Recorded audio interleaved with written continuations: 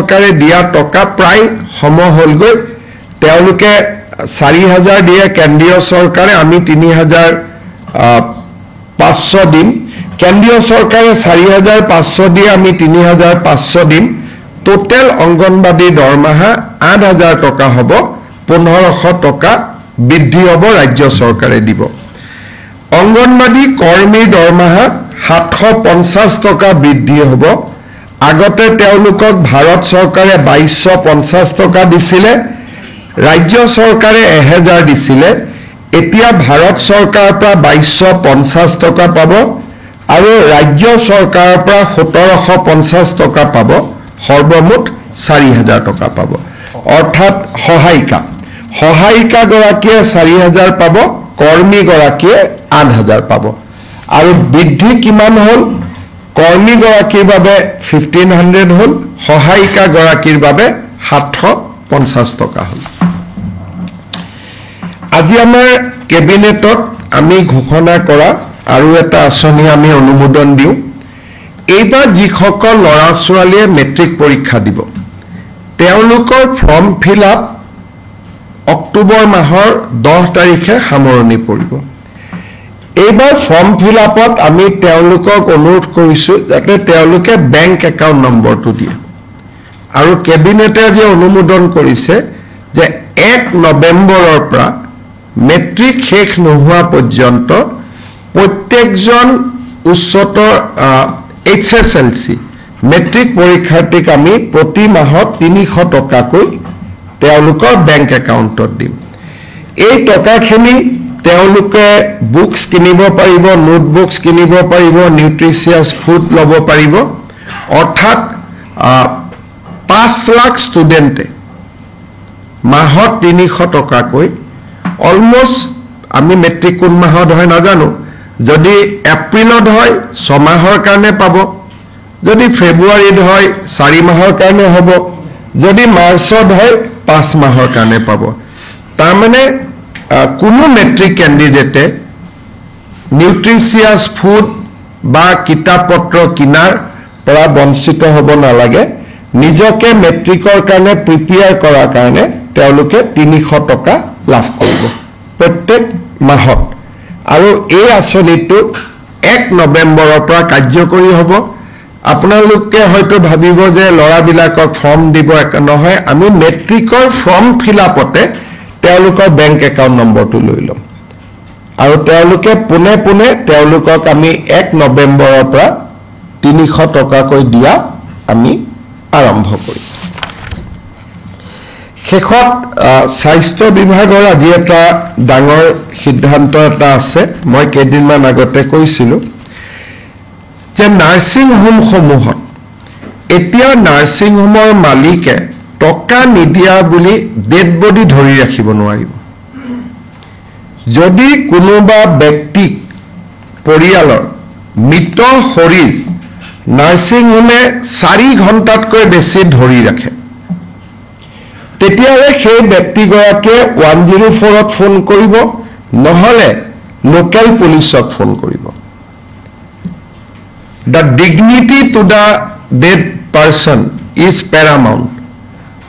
কোনো dead body তেওঁলোকে মৰ্গত পইচা নিদিয়া বুলি ৰাখি থব নোৱাৰিব টকা পইচা যি আছে তেওঁলোকে সিভিল কেছ কৰক কিবা কৰক টকা উভতাই লওক কিন্তু ডেড বডি হিউম্যান ডিগনিটিৰ কন্ট্ৰেৰি হয় ডেড বডিটো তেওঁলোকে বন্ধকত ৰাখি থব নোৱাৰিব ইয়াৰ কাৰণে আমাৰ কেবিনেট মেমৰেন্ডাম সহি হৈ যোৱাৰ লগে লগে এইটো তেওঁলোকৰ যিকোনো গাৰ্জেনে যে মোৰ ডেড বডিটো 4 ঘণ্টাৰ ভিতৰত মুকলি কৰি দিয়া নাই বুলি ক'লে গাৰ্জেন সকলে 104ত ফোন কৰিব পাৰিব বা লোকেল পুলিচ ষ্টেচনত ফোন কৰিব পাৰিব পুলিচে গৈ ডেড বডিটো লগে লগে ৰিলিজ কৰি দিব আৰু জুনে এনেকে ডেড বডি ৰাখি থৈ দিয়ে তেওঁলোকৰ আমি 3 পৰা 6 মাহলৈকে লাইসেন্স সাসপেন্ড কৰিম আৰু তেওঁলোকে 5 লাখ টকালৈকে পেনাল্টি দিব লাগিব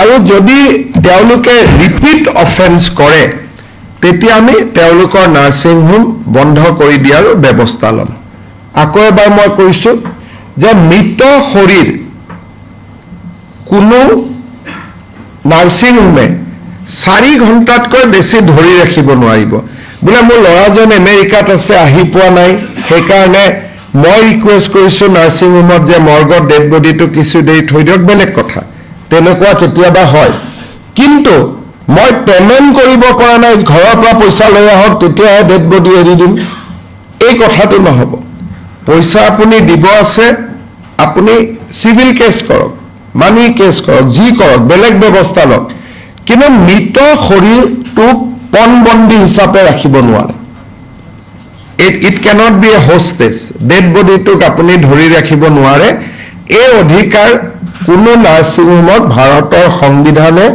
বা ভাৰতৰ আইনে দিয়া নাই সেই কাৰণে যিকোনো ব্যক্তিয়ে 104 এটো 24/7 হেল্পলাইন থাকিব 104ত ফোন কৰিলে 104 এ লোকেল থানাক জনাই দিব আৰু ডাইৰেক্টলি লোকেল থানাত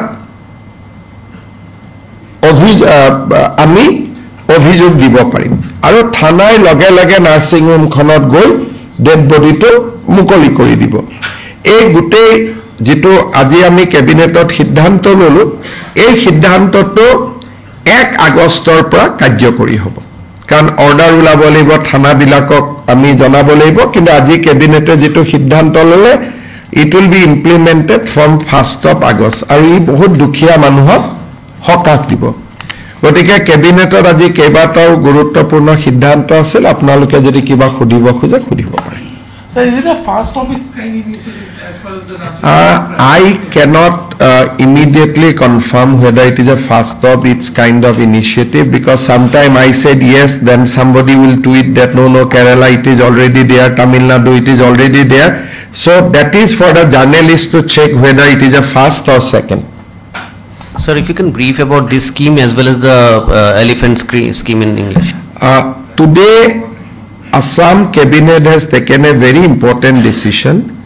Often we hear the complaint that various nursing homes kept the dead body of a deceased as mortgage for next 3-4 days unless the relative pay the pending dues of the hospitals or nursing home or private hospital. This is against the human dignity. You cannot keep a dead body as hostage. State Cabinet has decided that if any nursing home try to do that, their license will be cancelled, suspended for 3 to 6 months and they will be fined ₹5 lakhs. For repeat offences, the nursing home or private hospital can be, their license can be cancelled for eternity, for all the time to come. State Cabinet has also approved a very important scheme called Gaja Mitra to eliminate human-elephant conflict. Under this scheme, we will try to create elephant habitat in 80 hotspots, including food stock for the elephant. We will also create rapid response team so that in case elephants come to a village, the villagers can, by using non-lethal means, divert the routes of elephant.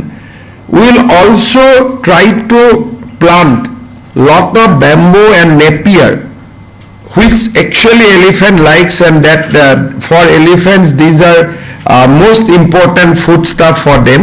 So this scheme we have approved today with a view to eliminate human-elephant conflict in Assam. এই 1 নৱেম্বৰ 2025 চনৰ অহা বছৰ তেনেকে পাই থাকিব যেতিয়া মেট্ৰিকৰ form fill আপটো হৈ যাব তেতিয়া তাৰ পিছৰ 4-5 মাহ যেতিয়ালৈকে মেট্ৰিকটো নহয় তেতিয়ালৈকে তেওঁলোকে 300 টকাটো পাই থাকিব এইটো এটা এতিয়া আমি আজি এপ্ৰুভ কৰিছো তাৰ পিছত আমিতো যি স্কিম কৰো সদায় কাৰণে কৰো কিন্তু কোনোবা স্কিমটো স্বৰূপ বদলাবও পাৰে যে 300 নহয় 500 দিম বা আৰু ভাল কৰিম বোলে নহয় হায়াৰ ছেকেণ্ডেৰীকো দিম গতিকে এইটো এটা বেলেগ কথা কিন্তু আজি এতিয়া আমি 1 নৱেম্বৰৰ পৰা আমি সেবাক সুধিলো সেবাই ক'লে যে 10 অক্টোবৰত আমাৰ ফৰ্ম ফিল আপ কমপ্লিট হ'ব গতিকে আমি 1 নৱেম্বৰৰ পৰা প্ৰত্যেক মাহত 300 টকাকৈ আমি দিয়া আৰম্ভ কৰিম ইয়াৰ ফলত কি হ'ব বহুত মেট্ৰিকৰ ষ্টুডেণ্টে বহুত সময় তেওঁলোকৰ নোটবুক কিতাপ কাগজ একো নাথাকে অন্তত 300 টকা মাহত পালে তেওঁলোকে নিজকে প্ৰস্তুত কৰিব পাৰিব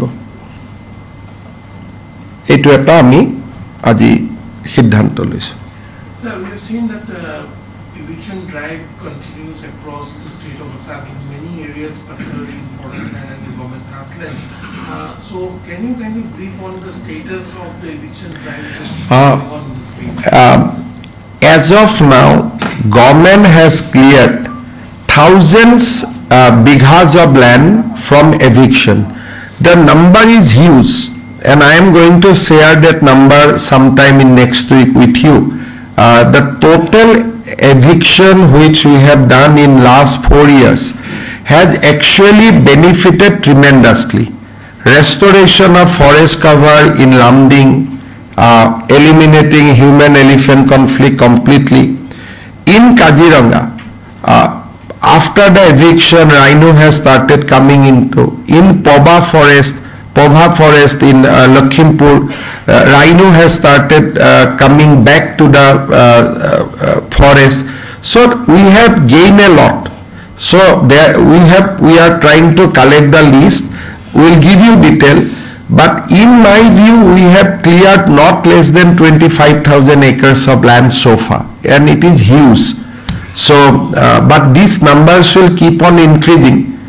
And by 15 or sometime in this month, I will address a press conference giving details of the eviction drive. Sir, tomorrow there is an eviction which is planned in Gwalpara. Yes, somebody has even moved a petition to the High Court. High Court has said that yes, government can do the eviction, but if somebody needs water, somebody needs some basic amenity, government should provide them. So this, clearing this encroached land that, as you are pointing out, this will be in all phase-wise manner. Secondly, the question that in some quarters have been raised in terms of the rehabilitation or compensation. Rehabilitation will come only when they are landless and they do not have any plots in their neighboring, in their native places. Plus, they have to be bona fide Indian citizen. So these are the conditions they have to accomplish. Like Gorukhuti, we did a eviction drive. Out of 100 people, suppose there is 100 people, only 10 has come to us showing that we don't have land and we are genuine Indian citizen. So Deputy Commissioner verified that out of 7 total evicted people were suppose 100, 10 claim, 7 we have allotted. But 93 people did not even come because they have plots or they have some places already there. Like Lamding we have evicted. Many people we have evicted, but 30 family only finally come to us that we need land and we have given them land. So the government job is to evict. It cannot be conditional. We will evict you from forest. Thereafter, you can give application to the Deputy Commissioner that I don't have land anywhere. Then DC will provide you land. But land cannot be in Guwahati. Land cannot be in Gwalpara. It will be in your native place, where from you are coming. Like in Lakhimpur, people have gone from Karimganj to settle in Lakhimpur. So we will not give you land in Lakhimpur, we will give you land in Karimganj. So in the last Lakhimpur eviction, many startling facts has emerged. Amar media ki koile gungun setiak le besto hoi gol. Kintu Lakhimpurot jito ghotona hoisil, we evicted 300 people. Ar manu kejon kor pora goisile? South Salmara, Karimganj, Hailakandi, NTR লখিমপুৰৰ ডেমোগ্ৰাফিটো বদলাই দিয়াৰ এটা ডাঙৰ ষড়যন্ত্ৰ আছিলে unfortunately যে আমাৰ যিখিনি সৌকল জাতীয়তাবাদী পেপাৰ চেনেল তেওঁলোকে এই কথাটো নকলে যে কৰিমগঞ্জৰ মানুহ লখিমপুৰত কিয় গৈছে আজি সাউথ সালমাৰা মানুহ লখিমপুৰত কেনেকৈ গৈছে তেওঁলোক তাতেতো লেণ্ডলেছ হ'ব নোৱাৰে you cannot go and settle a place which is 400 kilometers away from your district so you apply to us we will give you land in your native district so these people there are genuine people state government will remain concerned even in Sapor when we did eviction we paid everybody rupees 50,000 and we showed a land also to them कि those who are genuine you can go and you can stay there but people they have to prove their bona fide first you are an Indian citizen at least you have applied in NRC we need the ARN number second you do not have land so these are the condition you have to fill up but our own assessment is that আমাৰ অসমকৈ পাম ধৰিব যায় they have land in their original place forestত তেওঁলোকক লৈ যোৱা হয় by certain people actually to deforest the area and cultivate things like ginger etc even planting rubber plantation and these facts are known to High Court so High Court has instructed us to clean the forest Sir.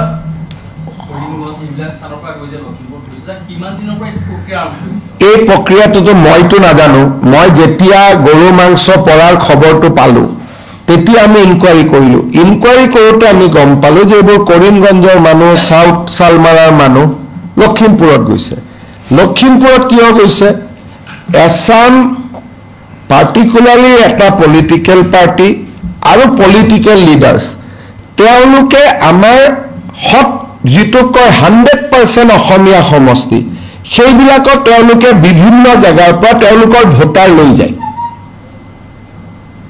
এজন নিয়ে দুজন নিয়ে তিনিজন নিয়ে ঢিং আৰু ৰূপহীৰ পৰা বৰচলাত লৈ আহিলে আমি যেতিয়া এভিকশন কৰিলো তাত বৰচলাৰ মানুহ নাছিলে লোকেল এমএলএ খুদিব পাৰে ঢিং আৰু ৰূপহী আৰু এটা কংগ্ৰেছ দলৰ নতুন প্ৰতিচ্ছবি কি যেতিয়া আমি মানুহ এভিকশন কৰিম এটা ভিজিআৰ পৰা তেতিয়াতো অসমীয়া অনা অসমীয়া আমি ক্লাসিফাই কৰিব নোৱাৰো লয়েতো আমাক সেইটো এলাও নকৰে সো বহুজন সুখায় বহুজন হিতায় 400 যদি আমি কৰিমগঞ্জ কাছাৰৰ পৰা যোৱা এটা পাৰ্টিকুলাৰ ৰিলিজিয়নৰ মানুহক এভিকশন কৰো তাত যদি আৰু এটা পাৰ্টিকুলাৰ ৰিলিজিয়নৰ মানুহ বহি আছে আমি তেওঁলোকক কেনেকৈ এৰি দিম বা তেওঁলোক যদি ল্যান্ডলেস আমাক আবেদন কৰিব তেনেকে লখিমপুৰত এভিকশন হল খিলঞ্জিয়া ল্যান্ডলেস পৰিয়ালকেইটা আমাক আবেদন কৰিলে আমি মাটি দি দিলো তেওঁলোকে নতুন মাটিত বহি দিলে এতিয়াও আপোনাৰ এটা আশংকা হৈ গৈছে যে যিখিনি বিচলিত মানুহ তেওঁলোকে আকৌ বেলেগ বেলেগ ঠাইত হয়তো যাব পাৰে বিজেপি নাথাকিলে সবতে যাব পাৰে তেওঁলোক মই কোনো নাই মোৰ লগত নোৱাৰে কিন্তু বিজেপি নাথাকিলেতো অসমখন লৈ ল'ব এই যোৱা মই আপোনালোকক সংখ্যাটো দিলে আচৰিত হৈ যাব যে যদি অসমত বিজেপি গভৰ্ণমেণ্ট নাহিলহেঁতেন এই ডেমোগ্ৰাফি ৰেষ্টৰে কৰিব নোৱাৰিলহেঁতেন আজি আমি লামডিঙত ডেমোগ্ৰাফি ৰেষ্টৰ কৰিলো বৰচলাত কৰিলো গোৱালপাৰা টাউনখন আপুনি জানিব হিন্দু মাইনৰিটি অথচ এখন ওৱান অফ দা হিন্দু মানুহৰ ডাঙৰ চিভিলাইজেশ্যন আছিল সেইটো আজি মাইনৰিটি হৈ গ'ল কেনেকৈ মাইনৰিটি হৈ গ'ল তাতে যিটো ৰাক্ষসিনী ফৰেষ্ট আছিলে বাঘবৰৰ পৰা 10-12 হাজাৰ মানুহ আহি বহি দিলে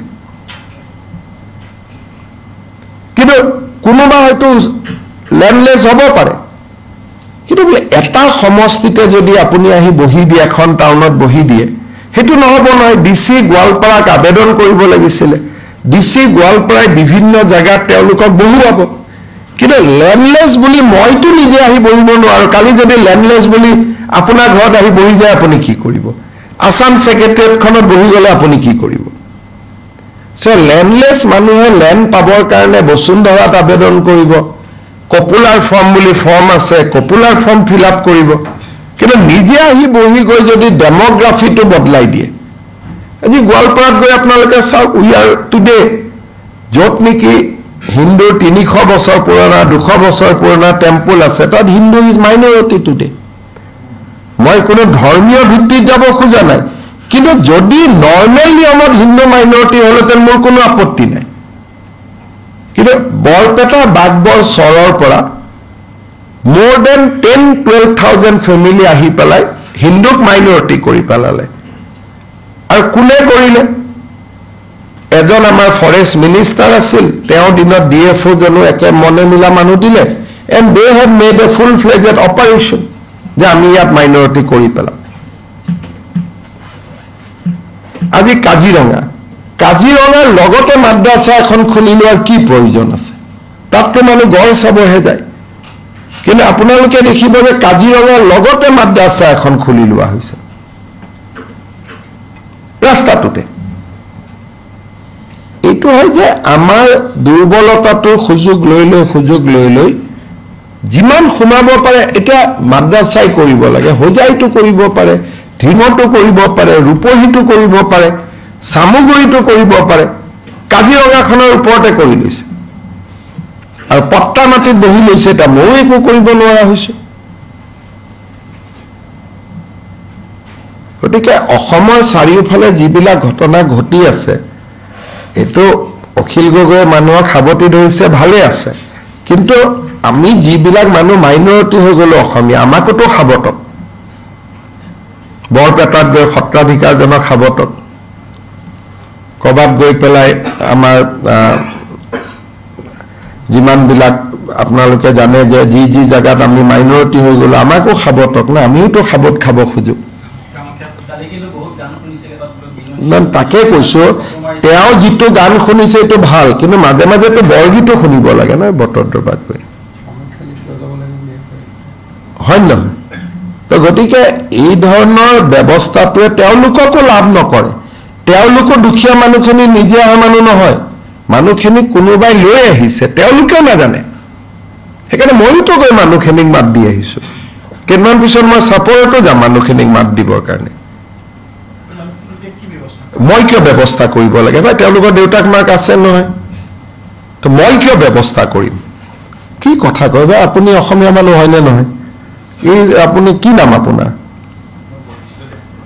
আপুনি এই কথা সুধিছে, বশিষ্ঠদেৱ ফুকনে যদি এই প্ৰশ্ন কৰে আৰু ক'ত জাতিটো থাকিব?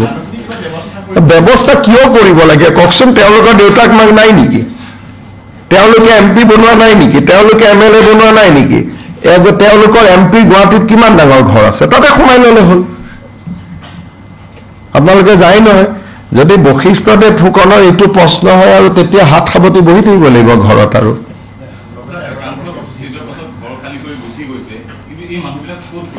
এতিয়া ক'ত গৈছে মই কিয় খবৰ ৰাখো? মই কাম কিয় বঢ়াই লওঁ? মোৰ যিটো কাম আছে মই সেইখিনি কৰি চেছ কৰিলে হ'ল নহয়। মোৰ কাম হৈছে হাইকোৰ্টে মোক অৰ্ডাৰ দিছে ফৰেষ্ট ক্লিয়াৰ কৰিব, মই ফৰেষ্ট ক্লিয়াৰ কৰিলো, মোৰ কাম মই শেষ কৰিলো। আৰু মই তেওঁলোকে ক'ত গৈছে কি কথা মই কিয় খবৰ কৰো? কিন্তু মোৰ ওচৰত যদি কোনোবা আহে তাৰ মই ব্যৱস্থা ল'ম, হয় নহয়?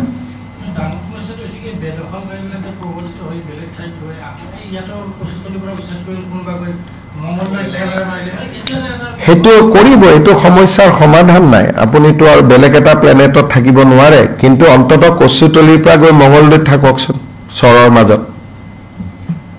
অন্ততঃ কিছুমান জেগাতো ৰাখক আমাৰ কাৰণে। চবতে কিয় যাব লাগে? ক'ৰবাত গৈ থাককচোন, তেওঁলোকো থাকক, থাকাততো আমি বেয়া নাপায় বুলি। আপুনি যদি কয় ছেক্ৰেটেৰিয়েটৰ পৰা ইভিকশ্যন কৰিব নালাগে কাৰণ গৈ পেলাই আকৌ ঢিঙত পৰিব, য'ত গৈছে তাত যাওকচোন, য'ত তেওঁলোকে থাকি ভাল পায় তাতে থাকিব। আমি যদি ইমানটোলৈকে চিন্তা কৰোঁ তেতিয়াহ'লেতো এডপ্ট কৰিব লাগিব এটা। সিমান দূৰলৈকে কোনে চিন্তা কৰে? চৰকাৰে ইমানে চিন্তা কৰিব যোনে পপুলাৰ ফৰ্ম আমাক দিয়ে, তাৰ কথাই আমি চিন্তা কৰিম যোনে আইনমতে আমাক কিবা সুধিব। আইনমতেতো আমাক কোনো একো সোধা নাই নে সুধিছে? আইনে সোধা ৰাস্তা দিয়েতো গতিকে ইমান দূৰলৈকে সুধিলে আৰু আপুনি নিজাকে কৰি দিয়ক আৰু কালি পৰহি আমি বাংলাদেশৰ তলতে যাম বুলি যিমান দিনলৈকে পাৰোতো যুঁজিব লাগিব না অসমীয়াখিনিক মেজৰিটি কৰি ৰাখিবৰ কাৰণে নোৱাৰা দিনাখন হাত দাঙি দিম একদম সাংঘাতিক এভিকশ্যন কাইলৈৰ পৰা নহয় আমি 10 তাৰিখলৈকে সময় দিছিলোঁ 11 তাৰিখ নকৰো জুমা দিন আছে 12 তাৰিখৰ পৰা কৰিম আমিও সকলোৱে ধৰ্মীয় অনুভূতিক সন্মান কৰোঁ গোৱালপাৰা পাইকান আছে তাৰপিছত আৰু 10-12 জেগাত লিষ্ট আছে Mr. Chief Minister, 2 days back, Bengal Chief Minister had written on social media regarding a case of Look, that is a judicial process, but state government has already recommended that cases against Kosh Rajbongshi should be withdrawn, and that process is on. I think, and that person's advocate is also he has an advocate. He should have informed tribunal that he belongs to Kosh Rajbongshi, and government has a withdrawal notice. The advocate did not pleaded his case. He has a advocate of a different kind. That advocate did not convey to the court that this person belongs to Kosh Rajbongshi community, so cases should be withdrawn against him as per government OM. But both the advocate, he has 2 advocates. I have taken the papers. Both the advocate did not inform the court that he belongs to this community, and state government has already taken a decision to withdraw the case. So my lord, please withdraw the case. His case would have been withdrawn. So that process he has not done, although he has an advocate. And he is not a citizen of Bengal, he was a citizen of Assam. He is temporarily, he was a citizen of Rihabari, now he has gone to Bengal. Haba?